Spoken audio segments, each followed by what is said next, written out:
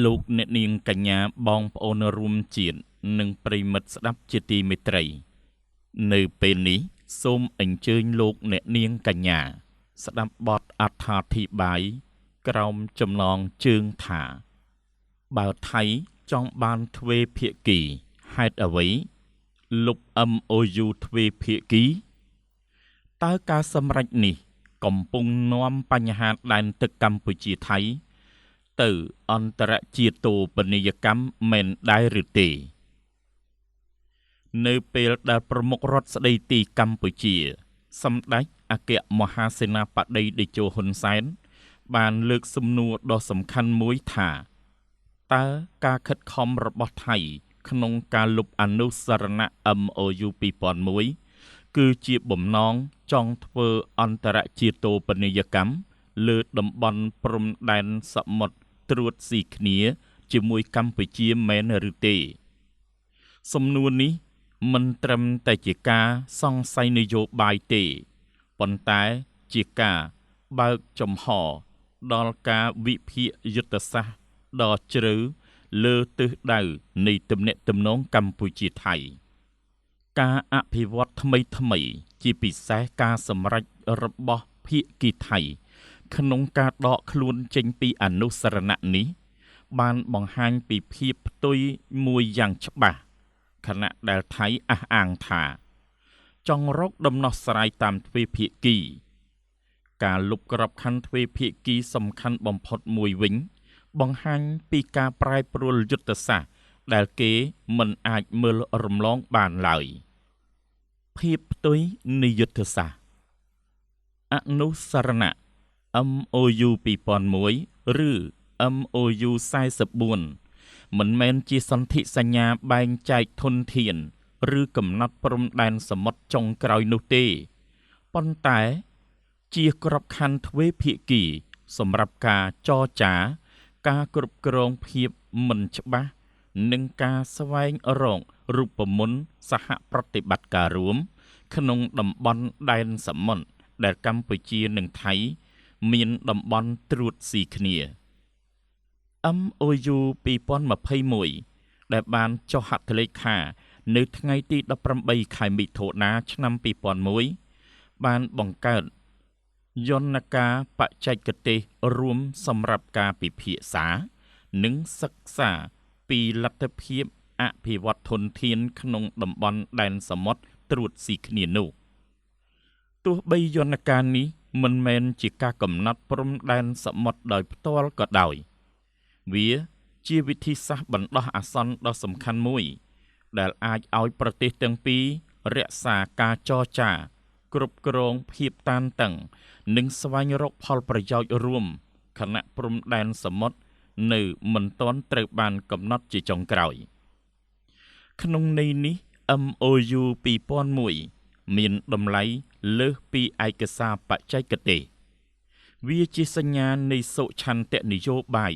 និងជាគ្រឹះនៃការដោះស្រាយវិវាទដោយសន្តិវិធីតាមរយៈការចរចាទ្វេភាគី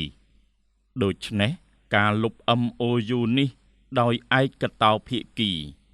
មិនមែនជាការលុបឯកសារមួយសន្លឹកប៉ុណ្ណោះទេប៉ុន្តែវាជាការបំបែកយន្តការចរចាកាត់បន្ថយក្របខ័ណ្ឌទ្វេភាគី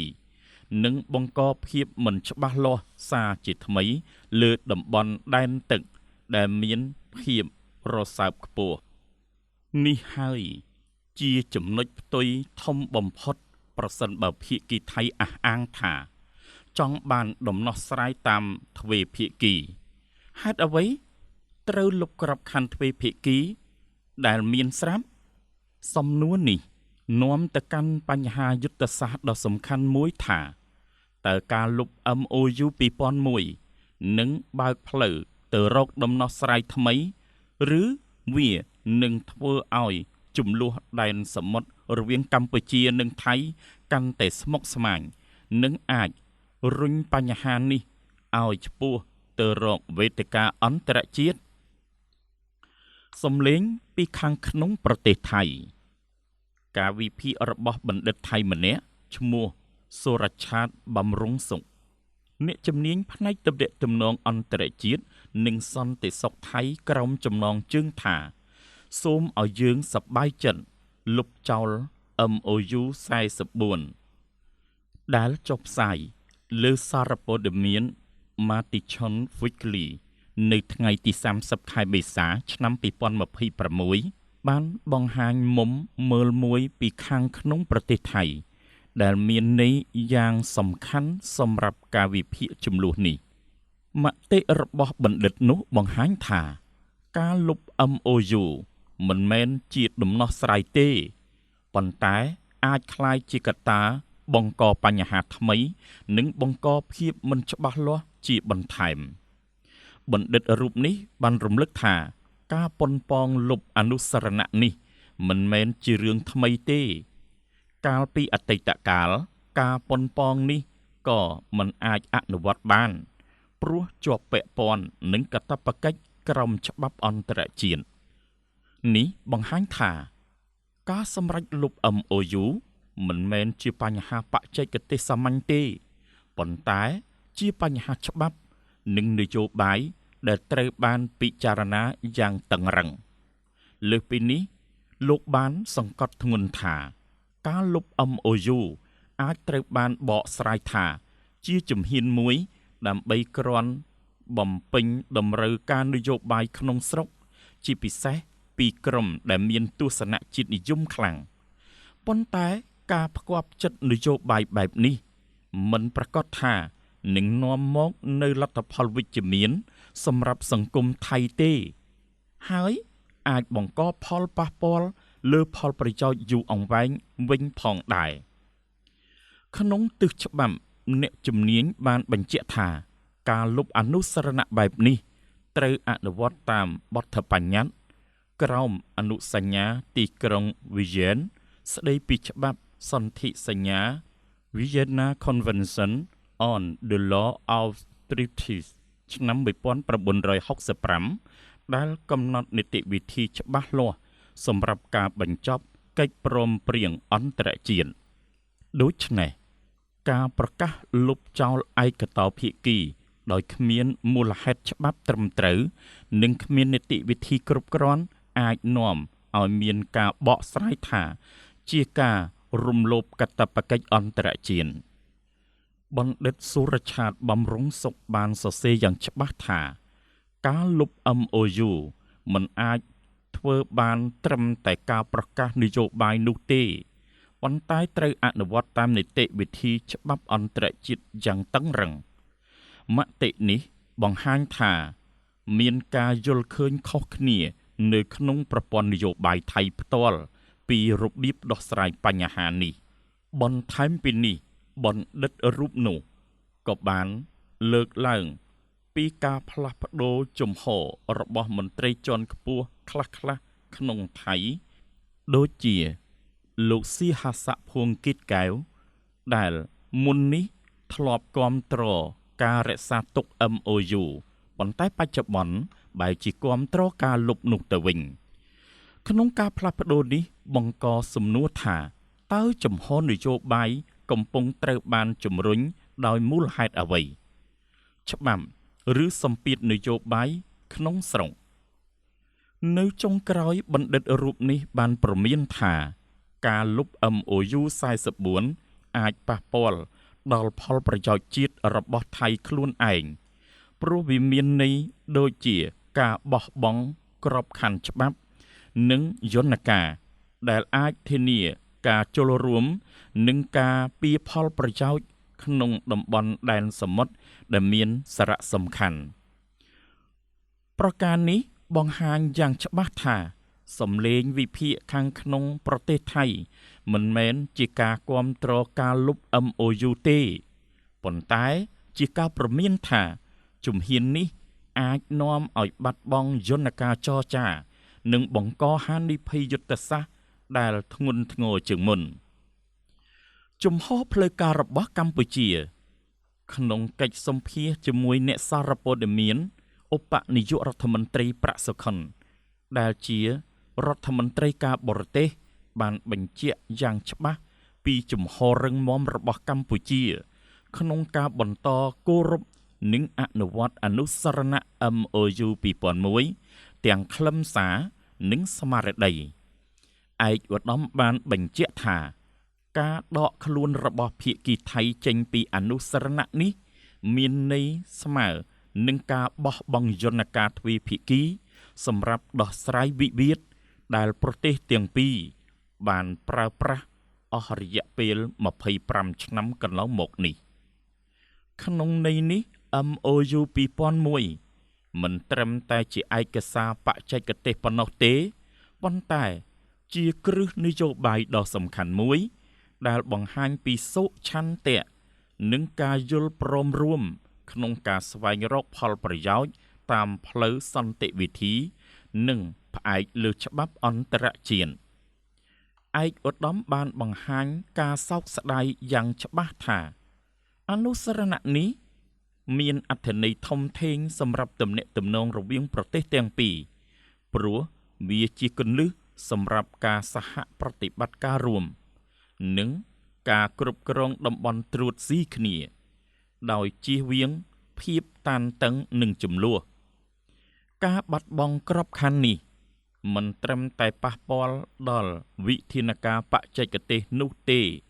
ប៉ុន្តែថែមទាំងប៉ះពាល់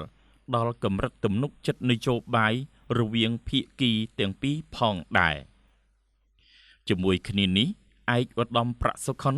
ក៏បានបញ្ជាក់យ៉ាងតឹងរ៉ឹងថា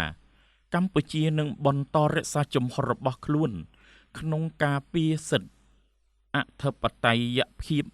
និងបូរណភាពដែនសមុទ្រតាមរយៈវិធីសាស្ត្រសន្តិវិធីនិងផ្អែកលើច្បាប់អន្តរជាតិឯកឧត្តមសង្កត់ថាទោះបីជាបាត់បង់ក្របខ័ណ្ឌទ្វេភាគីក៏ដោយកម្ពុជានឹងបន្តស្វែងរកច្រកដោះស្រាយដែលស្របតាមគោលការណ៍នៃច្បាប់អន្តរជាតិដើម្បីធានាថាជម្លោះត្រូវបានដោះស្រាយដោយសន្តិវិធីមិនមែនតាមរយៈការប្រើកម្លាំងឡើយហានិភ័យនៃអន្តរជាតិបនីយកម្មសម្រាប់កម្ពុជាអនុស្សរណៈ MOU 2001គឺជាក្របខ័ណ្ឌផ្លូវច្បាប់ដ៏សំខាន់សម្រាប់គ្រប់គ្រងតំបន់ត្រួតស៊ីគ្នានិងរក្សាឆន្ទៈចរចាទ្វេភាគីវាមិនមែនជាអាវុធតែមួយខាងទេប៉ុន្តែ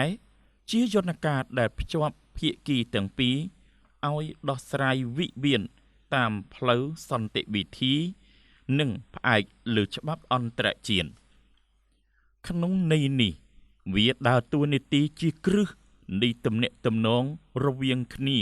ដោយផ្អែកលើផ្លូវច្បាប់ដែលអាចកាត់បន្ថយភាពតានតឹងនិងបង្កើតទំនុកចិត្តរវាងភាគី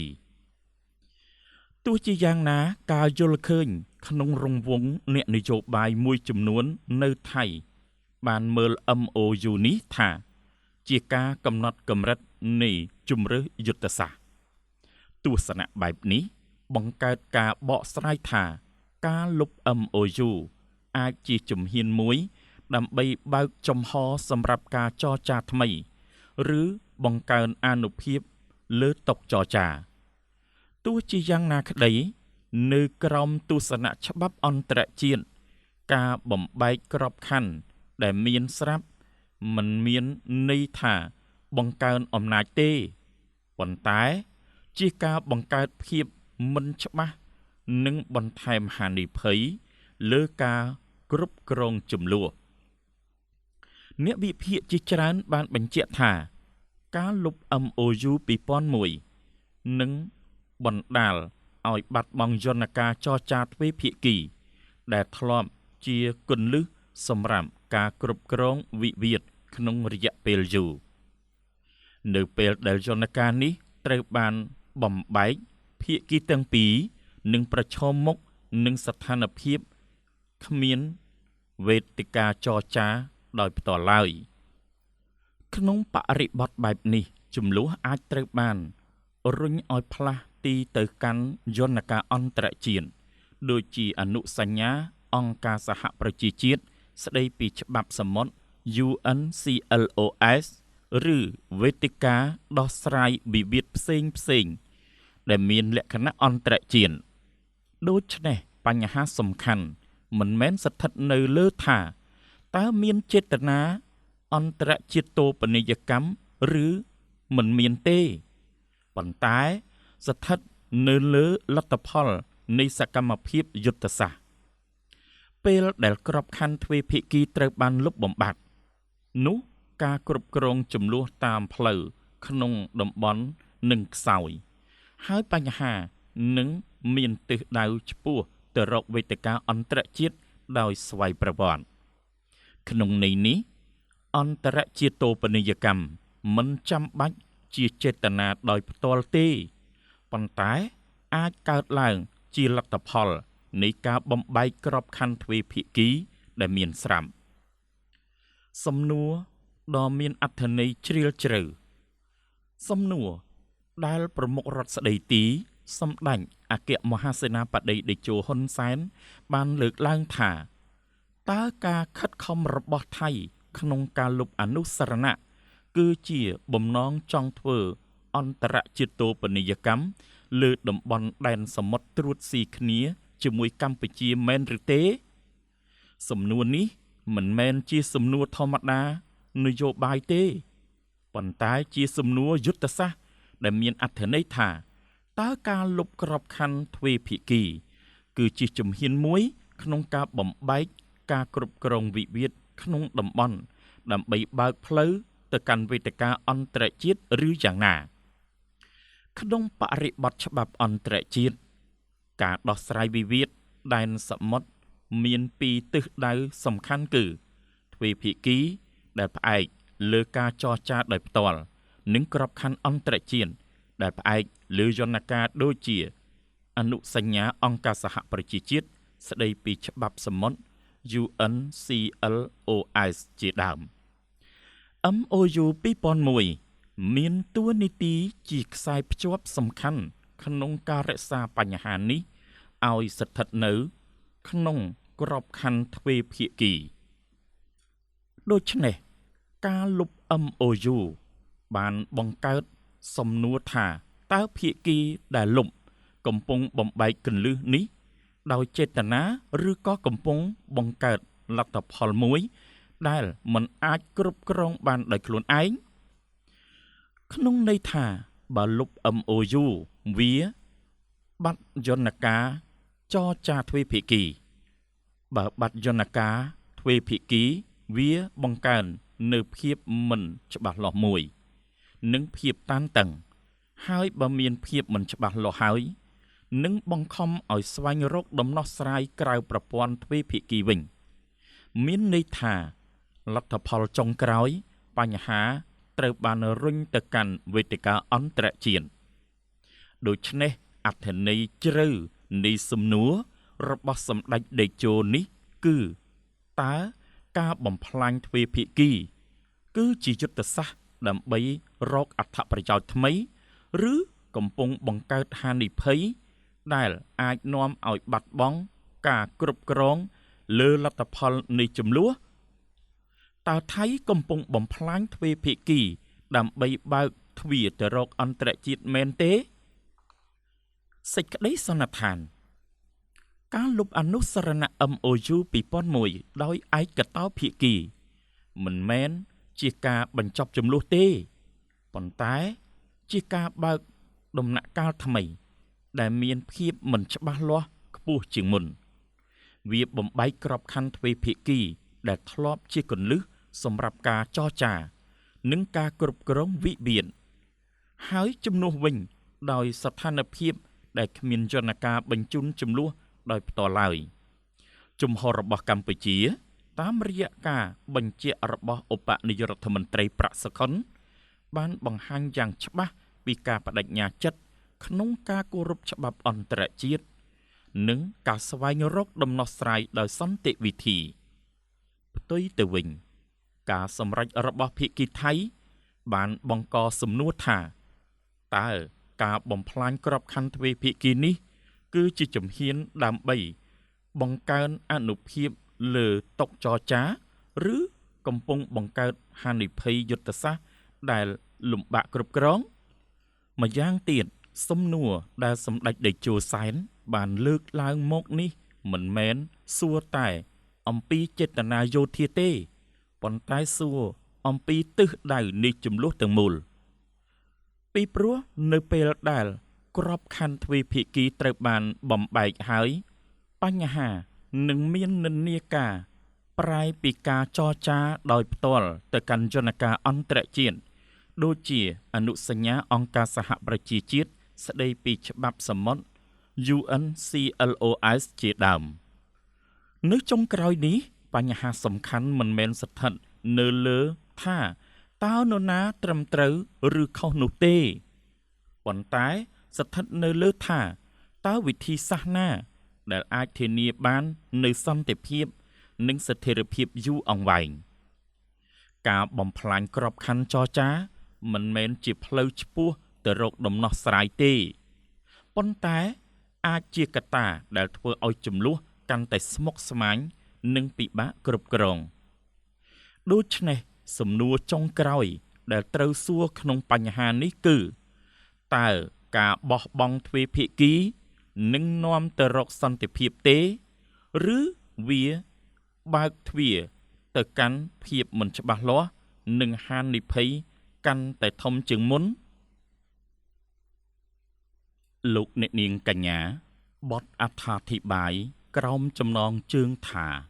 បើថៃចង់បានទ្វេភាគីហេតុអ្វីលុប MOU ទ្វេភាគី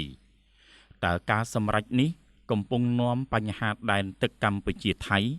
ទៅអន្តរជាតិតូបនីយកម្មមែនដែរឬទេដែលវិទ្យុជាតិ FM